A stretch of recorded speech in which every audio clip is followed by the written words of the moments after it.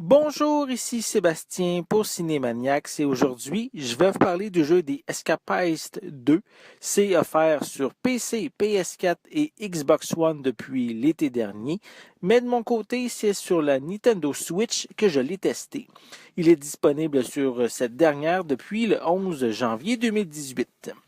Le premier volet qui est sorti en 2015 sur différentes plateformes, mais malheureusement, je n'y ai pas joué, donc je vais simplement m'attarder sur le deuxième volet.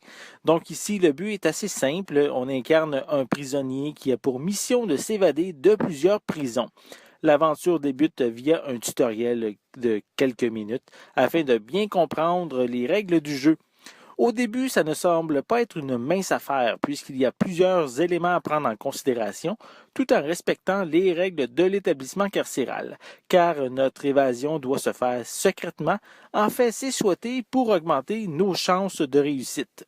Soit vous respectez les consignes à la lettre afin d'être un prisonnier modèle en étant à l'heure au rendez-vous, à l'heure au repas, aller aux activités sportives, à la douche, être présent au couvre-feu et seulement utiliser votre temps libre pour planifier votre évasion, ou bien vous profitez de toutes les occasions afin de préparer votre sortie en douce en évitant de rencontrer des gardiens lors de vos repérages de l'établissement. Il faut de la patience puisqu'on apprend au fur et à mesure les routines, ce qui peut nous amener à de nombreuses occasions en infirmerie ou carrément au trou. Il existe de multiples façons de s'échapper et de nombreuses actions que nous pouvons faire, comme frapper les gens autour de nous, creuser, passer dans les conduits d'aération, se déguiser. En fait, les possibilités sont énormes, rendant l'expérience différente d'une fois à l'autre. Comme on dit, l'argent mène le monde et le fait d'en avoir à votre disposition va nous aider afin d'avoir les outils nécessaires. Vous pouvez évidemment travailler pour le gagner, mais il est également possible d'effectuer des missions pour les autres prisonniers en échange de quelques billets verts, comme arranger le portrait d'un gars en particulier, trouver un certain magazine. On peut même aussi boucher les toilettes. L'aspect physique est également pris en considération car plus on est en forme, alors il va être plus facile de mener à bien les différentes étapes jusqu'à la sortie.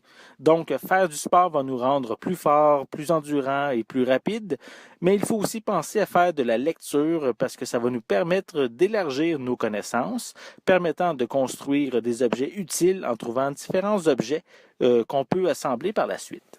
J'ai testé les deux méthodes et joué intelligemment, je trouve que c'est plus intéressant que de foncer dans le tas. Pour avoir une expérience de jeu optimale, il faut réfléchir, observer les routines et trouver les bons objets. Sur la Switch, il est possible de jouer en coop à deux sur le même écran. On peut également faire des parties à quatre en ligne, un plus pour les évasions dans les prisons plus complexes.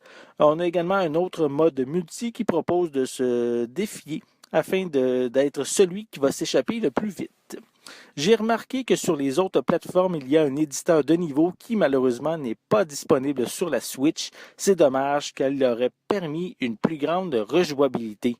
Ce second volet de The Escapist m'a fait passer d'excellents moments, malgré quelques séquences trop lentes ainsi que des quêtes devenant répétitives.